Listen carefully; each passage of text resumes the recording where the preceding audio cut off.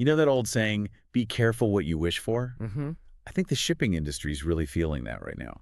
During the pandemic, all they wanted was more capacity. They were printing money. And now they've got it. They've got it. Yeah. And based on these reports we have, mostly from Splash 24/7 in early February 2026, that wish has come true in just about the worst way possible. It really is.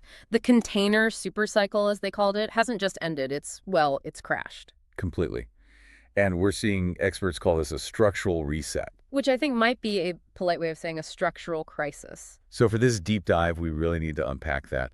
We'll look at the numbers from giants like Maersk and One. But more importantly, we have to get into the weird economics here. The really weird part, like why peace in the Middle East might actually be the thing that bankrupts some of these carriers. It is so counterintuitive. But yeah, let's start with the damage report.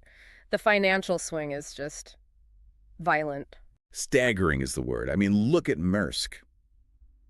In the fourth quarter of 2024, their ocean division, they posted a profit. A big one. $1.6 billion. A year later, Q4 2025, a loss of $153 million. That is a nearly $2 billion swing in 12 months. And One, Ocean Network Express, they're in the same boat. No pun intended. They posted an $88 million loss for that same quarter. But it's not just the red ink, is it? It's the reaction. Maersk is cutting 1,000 jobs. Exactly. That tells you they don't see this as a temporary blip. This is the structural part of the reset. So what's the root cause? It feels like a classic case of bad timing on, fleet expansion. That's spot on. It's all about the lag time. During the boom years, say 2021, 2022, carriers were swimming in cash. So they ordered fleets of huge new ships. But it takes years to build a container ship. It's like they ordered a lobster dinner when they were rich, but the bill is arriving now that they're broke. Right. And consultancies like Lennerlytica are pointing out that this unprecedented wave of new capacity is hitting the water right now. Just as demand is cooling and freight rates are slipping back to where they were before the whole Suez crisis kicked off, too many ships, not enough cargo. And that leads to this term I saw from Drury, capital discipline. It's the new gospel for the industry.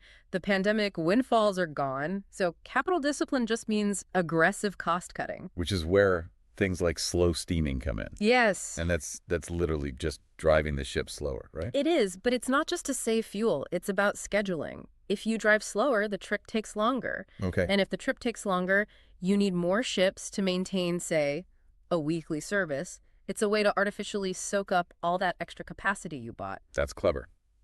But that brings us to the biggest wild card in these reports. The Red Sea. The Suez Canal. This is where the economics get really, really twisted. It's the billion-dollar variable. Right now, most ships are diverting around Africa to avoid the security risks there.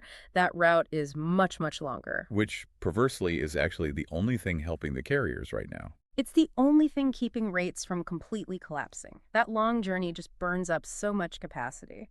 So if the geopolitical situation improves, the shipping market gets worse. A lot worse. Zenita's data suggests if the Suez Canal becomes safe again and ships go back to that shorter route, it would instantly free up something like 6 to 8% of global capacity. Wow. And it's all about TEU miles, isn't it? Precisely. Demand isn't just volume, it's volume times distance. Sea Intelligence did the math on this.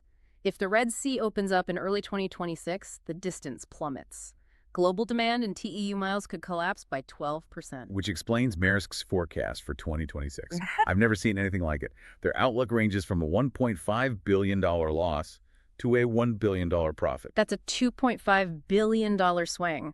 And it proves nobody has a clue what's going to happen. It all hinges on one question. Do ships go through Suez or around Africa? So the era of easy money is clearly over. And that capital discipline we mentioned is going to get pretty intense. Oh, yeah.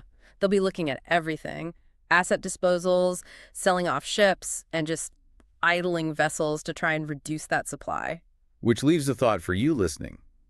We tend to think of efficiency as getting our goods faster. Of course. But if carriers were forced into this new reality, slowing down ships, idling them, canceling sailings just to save money, what does that do to the reliability of your supply chain? It's the hidden cost of those low freight rates, isn't it? Cheap shipping can often mean slow, unpredictable shipping. Something to think about the next time your package seems stuck out at sea. Thanks for listening to this deep dive. So curious.